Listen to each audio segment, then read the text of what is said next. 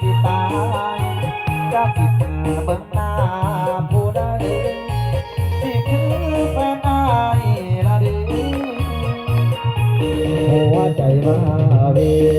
บ้านใดดีสิได้เห็นหน้าหากนางบ่หวนขึ้นมาอายนี่นะยามใจพันเพบ่กินฮอดเขามีแต่น้ำเศร้าเสียผู้พังหัวใจลายเดีผู้สาวบ่หวนหน้ามา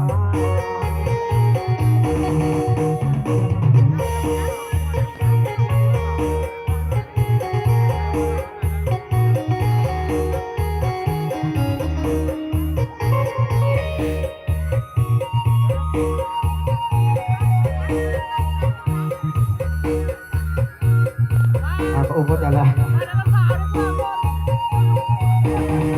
เอาอาจารย์ดนตรีทำกันที่บ่ให้เสียเวลาเนาะก็ไม่ได้ต่อให้เลยเด้อเจ้า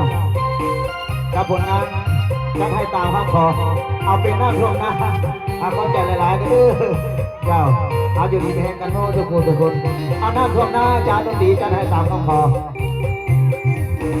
เห็นน้ำท่วมนาใต้น้ำตาไหล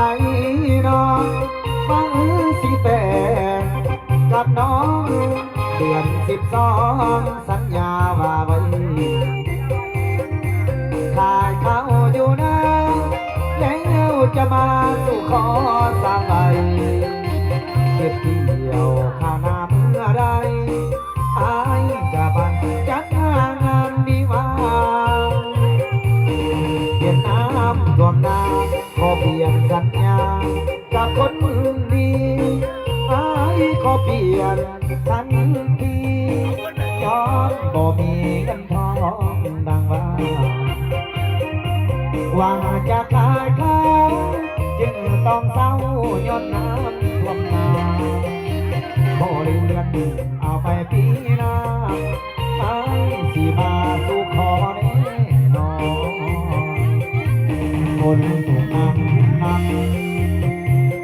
ำจนไหลล้นบ่าไหลล้นจนท่วมทุ่งนาไหลท่วมป่าไหลท่วมดงดอนหน้าทงหน้าทางเข้างามงามต้องตายนอนหน้าน้ำท่วมทุกบ่อนน้ำงอนจงได้เห็นใจ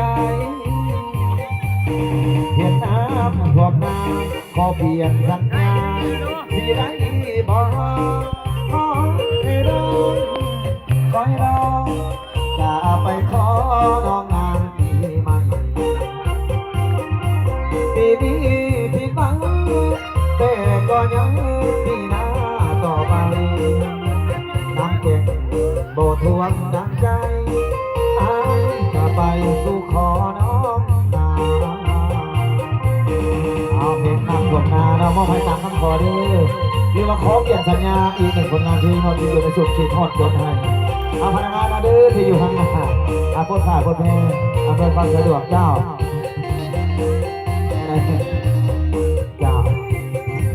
คนตกน้ำจนไหลล้นบ่าไหลล้นขึ้นท่วมทุ่งนาไหลท่วมป่าไหลท่วมดงดอนหน้าทงหน้าทางเข้างามงามต้องตายนอน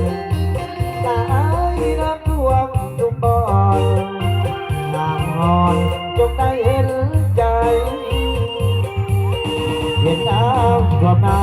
ขอเปลี่ยนสัญญาสิได้บอกขอให้น้องคอยรอจะไปขอน้องนางปีใหม่ปีนี้พี่ฟังแต่ก็ยังปีหน้าต่อไปน้ำเด็กโบทวงน้ำใจอายจะไปสู่ขอน้องนา จะยกกันไปนะสองผลงานเพลงที่ต่อกันที่ทอดจนให้ และก็น้ำท่วมนาด้วยก็มองให้ตามคำขอเลยก็แล้วกันเนาะจ้าอากาศสิเอาจานดนตรีไม่ได้ต่อเลยไม่เสียเวลาเนาะเจ้าไหนคนสิบงานเมื่อปะเขาเข้าใจเท่านั้นเด้อนั่นมีหนักเป็นเพลงเนาะนาทีเป็นสละเวลาอันนี้คุณค่าหรือว่าสละเงินสิบักสิตี้ผ่านประตูเข้ามาเป็นอาเซียนแห่งใจท่านใดที่เดินทางกลับบ้านเตาเงินไปก่อนก็ขอให้เดินทางในความตลอดปลอดภัยกลับหอดบ้านถึงเมืองโดยความสวัสดิภาพที่นอนหลับให้ได้เงินหมื่นนอนตื่นให้ได้เงินแสนกันล้านกันโม้ทุกคนทุกคนเนาะ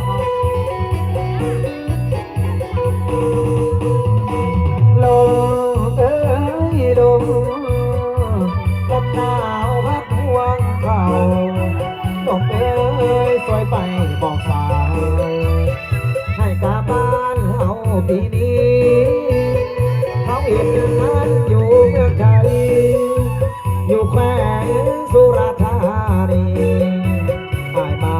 นำคอยคนดีอยู่ที่แคมป์ของมองเก่า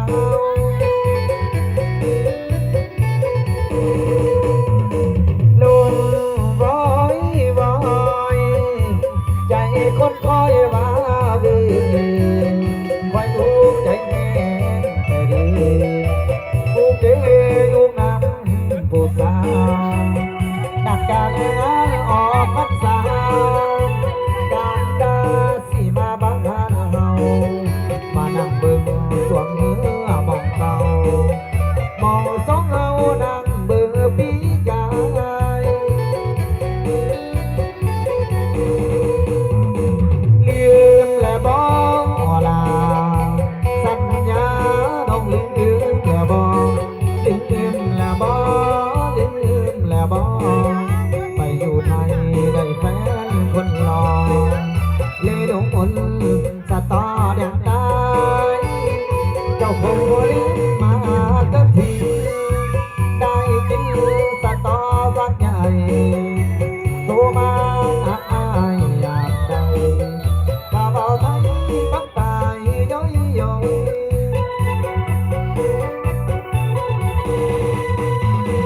คนเอ้ยคนใจดำคือมือใจนางดินดาฟ้ามือบอกคือเขาเอาจากดอยปากใจน้องยังบ่ตรงกันเพียงพันวันละหลายร้อยโทรมาบอกให้คอยโดนดินจ้อยค่อยมาบ่เห็นมา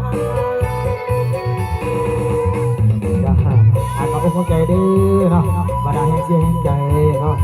ทุกๆแห่งเสียงแห่งใจก็แล้วกันบอกว่าที่เป็นเจ้าของพวงมาลัยหรือว่าเจ้าของเงินเด้อปรารถนาสิ่งใดก็ขอให้สมความปรารถนาเนาะเฮ็ดบรรดาพนักงานข้าราชการก็ขอให้ประสบผลสำเร็จในหน้าที่การงานให้โชคมาทั้งด้วยและด้วยมันจะถูกทุกคนก็แล้วกันเนาะเป็นผลงานที่กระถิ่นที่ลืมผิดอยู่ในสุดเก่าๆมอบให้ด้วยจะได้